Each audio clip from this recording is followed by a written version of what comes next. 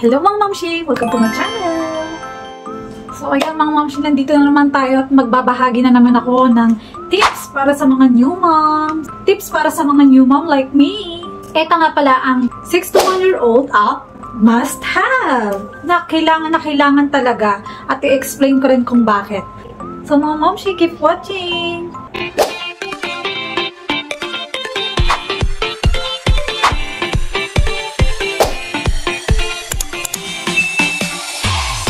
Hello! Ito na nga, may listahan tayo dito. Ayan, may listahan ako. Kung ligo lang si Momshi, ayan, wala masyadong suklay. Ito nga pala, mga moms. Ang number one, pag umabot na po siya ng 6 months, ayan, kahit wala pong 6 months, mga 4 months yan, pwede nyo na siyang bilihan na ito, ayan. Kasi pwede na siyang ma-practice umupo. Ayan, so, high chair. Ayan, ang upuan ni baby. Yung bilhin yung high chair, yung nadidetouch yung lamesa. Ayan. So, magagamit niya until lumaki na siya. Ayan. Hanggang mag 1-year-old plus na siya, magagamit niya pa rin yan. Ma'am, sinasabi ko sa inyo. Ayan. So, ipapakita ko sa inyo. Ayan. Kung bakit ko sinasabing magagamit pa rin siya. May i-add ako sa screen. Ayan. Sa screen natin, kung ang baby ko, ayan. 4 months nag-start na siyang magpupo. 5 months, ayan, to 6 months. Ayan. So, sunod naman is, ayan. Yun nga, syempre, kung ano pa bang, high chair, ano bang next? Next is, ang ating, ayan, complete set of feeding plates. Ayan, complete set ng feeding plates. Ayan, yung feeding plates na bibili nyo mga moms, dapat yung nadidetouch sa lamesa. So, kasi ang baby mahilig yan eh, magpalo-palo ng, katulad ng baby ko, hilig magpalo-palo. Kung ano nasa harap niya, syempre baby yan eh. So, nadidetouch sa lamesa. Ayun yung bilhin nyo. Tapos, maganda rin kung silicone mga moms. Maganda talaga siya. So, yung spoon din, maganda rin siya kung gagamitan nyo rin ng silicone. Dahil yung silicone, hindi na-harm yung mouth ni baby. Kasi pag metal, di ba? 6 months pa lang biruin nyo. Kunti pa lang ang ipin yan. Tapos hindi niya control yung pag-bite niya, di ba? So, tikim-tikim lang naman siya. Dapat talaga is silicone. So, yun. Maganda yun para sa mga baby. Promise. Yun nga pala. And then next is yung drinking bottle with straw. Ayan, with straw. Ayan. At para matuto na siya, maganda yun yung may hawakan. 5 months pa lang yung baby ko, binilihan ko siya ng mga ganyang set. So, bago siya tumungtong ng 6 months. So, and then next, syempre, food maker. Baby food maker. Ayan. Sobrang ganda talaga nito. Ngayon malaki na siya. 2 years old na yung baby ko. Pero, nagagamit namin pag gusto lang namin mag-shake. Gusto namin gumawa ng mga, shakes. May kasi siya may heater. Meron siyang nabuboiled mo yung food. Nabuboiled ko yung food doon. At nabuboiled ko yung bottle. Pwede siyang maging sterilizer ng bottle. Kaya, napakaganda talaga nito. Steamer na. Meron pa siyang blender. Ayan. Kaya, sobrang ganda talaga. So, hindi talaga ako nagsisi na binili ko to. Ayan. Hanggang ngayon, gamit na gamit namin yan. Kahit kami gumagamit kasi pag gusto lang namin mag-shake, mag-juice, ganyan. Nagagamit namin siyang blender. Ayan. Snack box. Pag lalabas kayo, syempre, hindi naman na totally nauubos lahat, diba? Sa biscuit. So, kailangan may snack box siyang pwedeng, yung hindi na anuhan ng hangin. Yung close talaga siya. Nakasealed talaga. So, ayan. Gamit na gamit namin yan kahit hanggang ngayon. Kasi, pag pupunta kami sa, babiyahe kami, kasama namin si baby, ayan. O, lalabas na kami sa mall. Or, the best pag nasa airplane kayo, ayan. Or nasa bus, or something, gagalaan nyo. Siyempre, ang mga baby, para, gutumin yan eh. So, punta tayo ng mall, ganyan. So, may sarili siyang snack box. Ayan, na kailangan din yan, mga moms. Ilagay nyo yan sa mga listahan nyo. And then next, activity toys. Ayan, yung mga activity toys like, ganito, i-attach ko sa screen. Ayan. Sinusulat sa lata ni baby. Ayan, mapapractice siya. Mga books. Ayan. Kailangan yung hindi laging nakatutok sa iPad, sa cellphone, gadgets, diba? So, sobrang helpful to sa ating mga little one kapag may activity toys sila, yung talagang may learning sa mga toys na pipiliin yung mga moms. Ayan. Pag newborn, it's yung parang tape pa yung mga diaper. So, the best kung pants na yung gagamitin nyo. Kasi yung pants, sobrang easy. Mas easy siyang gamitin, isusuot na lang ng ganun. Tapos, bibiyakin nyo na lang sa gilid, punitin nyo na lang pag puno na or may poop na, ayan, tatanggalin nyo na lang yung sa gilid. So, the best talaga yung, pants diaper, ayan, kesa sa, tape, kesa sa tape, matte na waterproof, ayan. So, effective din yan. Sobrang helpful din sa mga baby na magpa-practice na kasi sila yung mag-crawl, mga moms eh. Na yan, mag-umpisa na yan, magpa-practice na yan, mag-gapang-gapang yan, puro gapang-gapang. Yan. So, effective yan sa floor para hindi rin mauntog yung baby nyo. Ayan. Sobrang safe. Tapos, pag nagkalat siya, hindi naman niya, baby, pag nag-ihian or na dumihan or kung man, pagkain, nalaglag dyan, waterproof, pupunasan nyo lang, mabilis na talaga siyang napakadali niya ng punasan. So, di na kailangan, may mat kasi na, play mat kasi na, tela, na cloth, ganun yung, niya, yung texture, kaya, ang tagal matuyo, di ba? Yun, isang punasan lang, ganyan. Ganito yung gamit ng baby ko is, ayan, sobrang punas lang, sobrang, ang bilis lang, alcoholan lang namin, yun, nalinis na agad. Kaya yun yung mga, yun yung mga the best, isa sa mga the best na, or mga mats, na playpen na gagamitin nyo, yan, play mat na gagamitin nyo kay baby. So, ayan, syempre, stroller. Kahit naman wala pang 6 months kailangan natin yan paggagala-gala sa baby. At maganda nga pala kung gagamitin yung stroller, mga moms. Mabilis siyang ma-fold. Mabilis siyang i-open. Kasi ang hirap talaga, moms. Meron kaming stroller na before na ang hirap niyang, buklatin, ang hirap niya. Pag may bit-bit kang gamit, kahit may magkasama kami sa mall ng asawa ko, ng husband ko. So, magkasama kami, bit ko sa baby, tapos may bit siyang gamit. Ang hirap niya talaga buksan. So, mas maganda yung pipiliin yung, ito, tips ko to. Pipiliin nyo yung mga mabilis siyang ma-open. Yung one click lang. Ganun yung mga the best na stroller na bibili. Napaka-easy. Easy talaga. Napaka-easy sa ating mga moms yun. Ka naman mo problema. Siyempre, pag may food container, kung food maker ka, diba? Baby food maker. Siyempre, may food container ka. Ayan. Yung food container, napipiliin nyo yung nakaseal. Ayan. Papakita ko na lang. Ayan. Meron akong nabiling ganyan. Nasa, video ko before. Ayan. So, napakaganda niya kasi napupush siya sa ilalim. Rubber yung ilalim. So, napupush siya. Pag tumigas na siya, ipa-freeze namin siya. Gagawa kami ng food na i-blend namin. Tapos, so, sa other day, magagamit pa namin siya for the next day. Ayan, may pagkain pa siya, naka-ready na. So, easy life, mga moms. Pag ganun ang gagawin nyo sa mga baby nyo. Mapapa-easy ang ating mga life hack nating mga momshi. Ayan, the best yan talaga. Isa rin yun sa mga nagpadali sa akin mga life hack ko, ganyan. For example, hindi ka na kinaumagahan, hindi ka nagagawa, hindi ka na mag-mix ulit, diba? Nakakapagod pag araw-araw yun. So, sa isang gawa mo for 3 days mag-i-stock ka, or for 3 days mag-i-stock ka ng food, or 1 week. Basta depende sa food na gagawin mo, ha? Meron ng pangmatagalan na food. Tapos, ipi-freezer mo siya para hindi masira. Tapos, merong steamer yung baby food maker namin.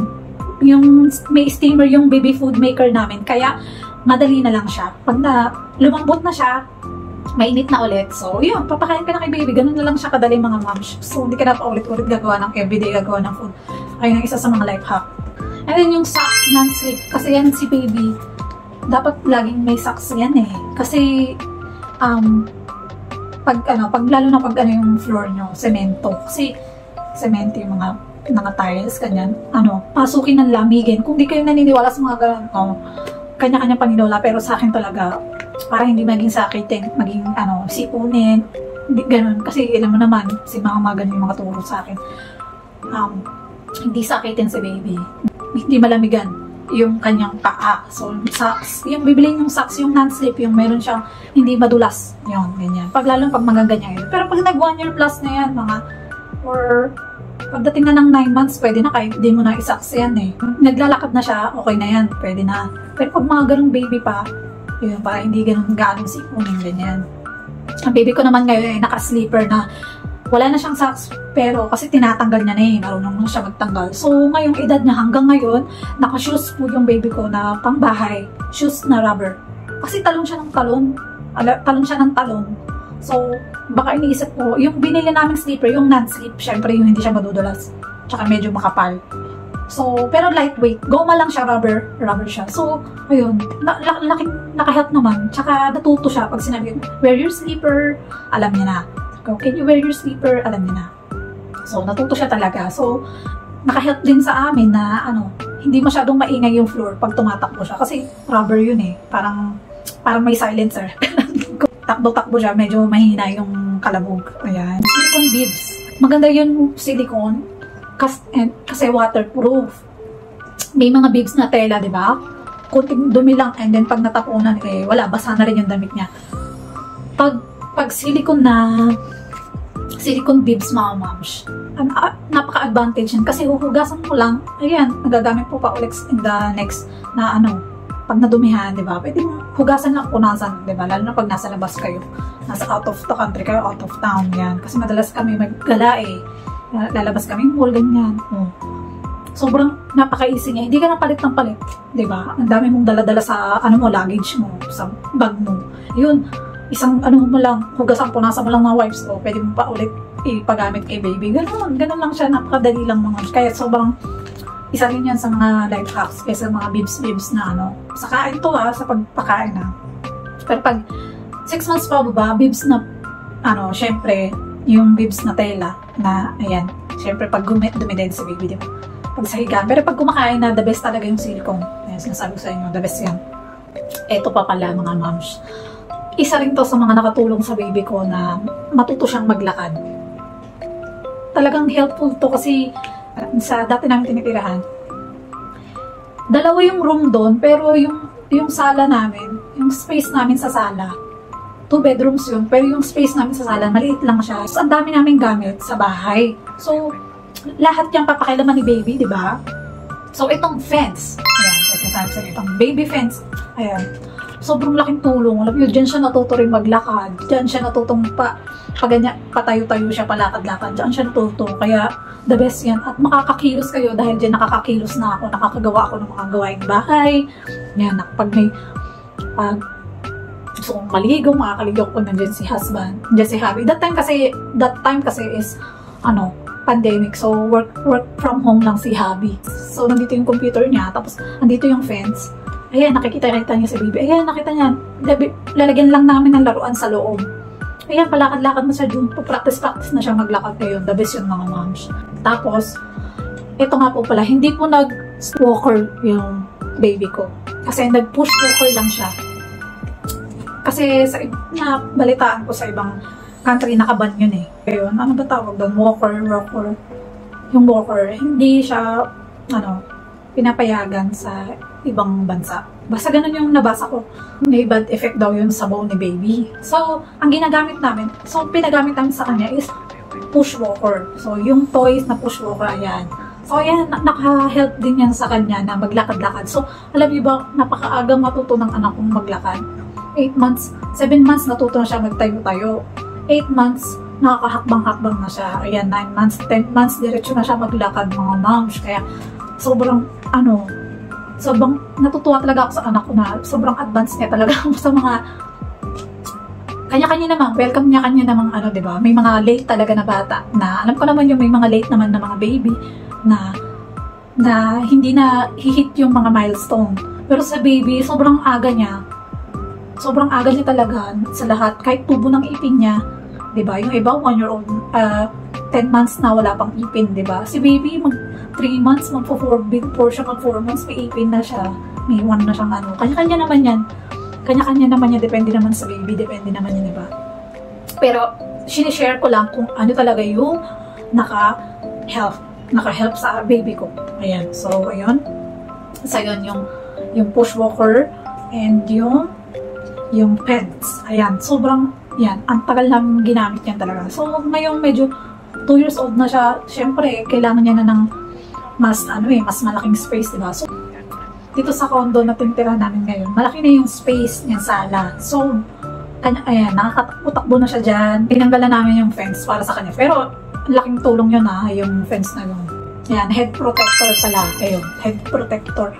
Pag nakita niyo lalo na pag nag-start na pag gumagapang-gapang na si baby, mga moms, kailangan may head protector na siya. Alam niyo na, dati hindi ko pa binibilihan si baby. Madalas siya nauumpog. Alam mo, ang baby malikot yan eh. Kakapasa talaga siya, nagkakaano. Kasi ang baby explorer, di ba? Yung hindi pa niya alam na masasaktan siya dyan, kaya gagawin niya talaga, pupunta talaga siya doon. So, sa mga simpleng bagay na dudula siya, mauuntog. Kaya, kailangan talaga may head protector siya. Ayan. So, naka-help din niya sa baby lang. Kasi, grabe talaga, before, madalas siya nauuntog, talagang natatakot kami. Natatakot kami, syempre, baka mapano, di ba? So, yan. The best din yan, mga moms. Oops! Ayan. Yung baby ko, maniwala kayo sa hindi. Ang galing na magbasa. Ang galing niya magbasa. Hindi, 2 years old pa lang. Hindi ko nga alam kung iwan ko ba, kung sobrang advanced ba ng anak ko, or normal lang ba yun na marunong na magbasa. Ang bilis niya mag-memorize din ng mga letters, ganyan. Ayan. May insert akong video na papakita ko sa inyo kung sinasabi ko na marunong siyang magbasa. Yung memory niya, ang bilis niyang mag-memorize ng mga binabasa, ng mga pictures. Kaya, the best din na bibilihan niya siya yung mga books na entertaining na may kakaibang design. Ayan, yung may mga malalaking pictures. Ayan, sobrang helpful yan, mga moms. Basahan nyo kahit di siya marunong. Tignan mo yung anak ko ngayon. Sinasabi, ang galing talaga. Nasusurprise nga ako minsan. Nasa airport kami, naalala ko. Nasa airport kami, chika ko lang po. Nasa airport kami, yung anak ko. Nagulat ako, nagsasalita siya, nagbabasa siya doon ng letter sa sarili niya. Ganyan. 10. Ganon. Kasi may mga sa airport, may mga pupuntahan ka B12, A12, mga ganun. Mga stations, kung saan yung airlines, diba? Nagulat ako, tinuturo niya. Nagbabasa-basa siya ng mga letters, ganyan. Tapos, yun, nasa park kami, may truck doon. May truck na nag-parking. Tapos, tinuturo niya. Wala, pa lang siya doon, 1-year-old plus pa lang siya. 1-year-old and 5 months lang ata siya nun. Gulat ako, basta nagbabasa-basa na siya. Galing talaga, nagugulat ako. Ini-spelling talaga yung letter. Hindi, kasi yung anak ko tinuruan ko nga pala ito, tips ko to sa inyo mga mom siya. Turuan niyo siya na yung letter sounds. Para mabilis siya matuto magbasa. Kasi pag A, B, C, D, hindi mo naman babasahin na apple, di ba? Ayun, di ba? Apple. Yan. Mabilis siya natuto magbasa kasi letter sounds yung tinuro ko. Kasi napanood ko lang rin to sa mga moms na mga nagtuturo na ko lang rin to, na-search ko lang rin to sa YouTube sa mga ibang website na paano turuan yung anak, paano turuan si baby na matuto magbasa, ganyan. Yun. So, yun. Next time na lang ipapaliwanan ko to. So, ano pa? Ang haba ng chika. Ito nga pa pala. Para mga safe kasi pag, ayan, medyo pag naglalakad-lakad na yan sa baby, gumagapang-gapang na, bilihan niyo po ng mga electrical cover, yung mga saksakan nyo dyan para safe si baby. Diba? Nakita nyo, nababalitaan nyo naman may mga nakukuryenteng bata, diba? Makakatakot, diba? Para sa atin sa mga little ones. Tapos, ayan yung lock. Sobrang helpful din ito, lalo na ngayon. Ang likot-likot ng anak ko, syempre 2 years old na siya eh. So, yung mga lock na lahat nilagyan namin yung ref. Binubuksan niya kasi yung ref ngayon. Ang laki niya na eh. Ay, ano na siya, explorer na talaga siya eh. So, yung mga lahat nilagyan namin, cabinet. Ayan. Papakita ko sa inyo, may mga video dyan na may mga lock na yung mga namin. At nang pwede niyang buksan na, kaya niyang iabutin. So, nilalock namin, nilagyan namin ng lock. Ayan. Bilihan niyo po ng ganyan. So, sobrang helpful. Kasi nung una, nung wala pa kasi noon, ang explaining ko dyan, mga moms, nung wala pang ganun, panay-sigaw ako, "Hoy! No, don't do that. Don't open that." Mga ganun. Nagiging palasigaw ako. Alam mo yun, na-i-stress ka eh. So, bawas stress yung mga moms. Talagang life hack din yun na, diba? Hindi ka na magsasaway-saway kay baby. Kasi alam niya hindi niya kayang buksan. Kaya hindi niya na mabubuksan. Ayan.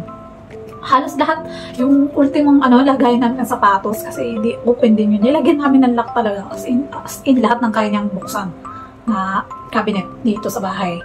lalak na namin. Tapos, yung mga corner ng ano nyo, na delikado, syempre, protector din. Ayan, lagyan nyo.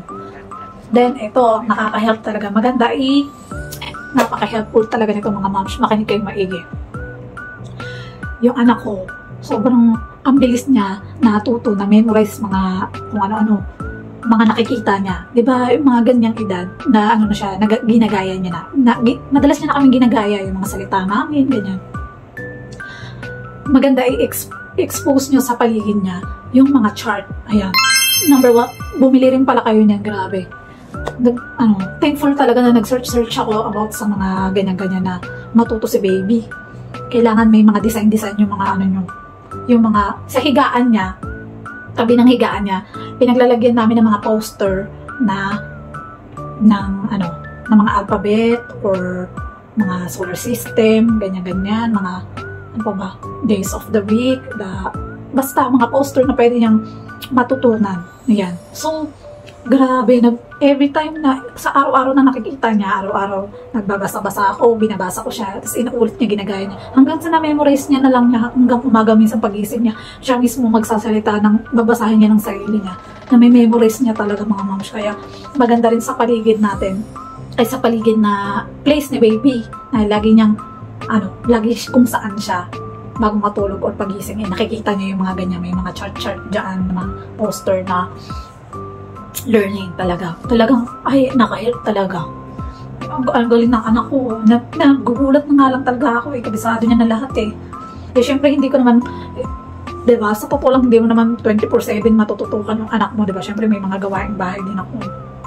Syempre, may mga gawaing bahay din tayo, mga moms. Papawaw na lang talaga ako na, galing talaga ng anak ko. Yun, may natutuwa ako na, yun. Kumbaga, sobrang naka-help din siya. Yan, mga books, activity toys, ayan.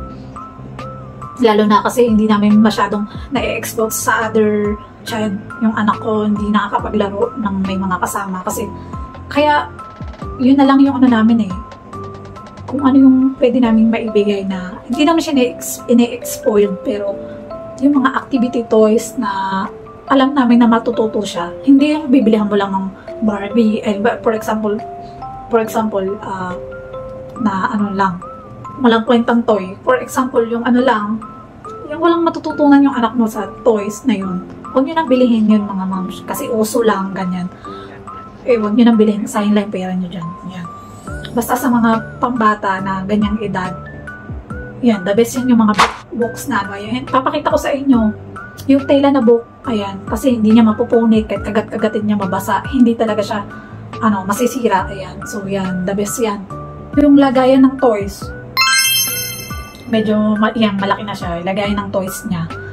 Matututo siyang ilagay yung toys niya doon. Pag may lagayan siya ng mga toys, nasasabihin nyo, yeah, can you put there? This is your storage toys ng mga anak nyo. Ayan. Lalo na pag mga ganyang edad, mga 1-year-old up, lang na siya, mailalagay niya na yung mga toys doon. Yung telang toys nga pala yung gagamitin yung mga moms. Yung tela na ganito. Ganitong tela. Yung ganito, lagay ng toys. Kasi, hindi niya matutungtungan, hindi siya madidisgrasya. Hindi niya matutungtungan at hindi siya masasaktan. Hindi magkakabangas yung anak niya dyan. So, maganda yung mga ganito, lagayan ng toys. Ayan. So, ayun na nga po lahat-lahat mga moms. Sana nakatulong na naman po ulit ako sa inyo. So, thank you for watching. So, please like, subscribe, and hit the bell button. Thank you!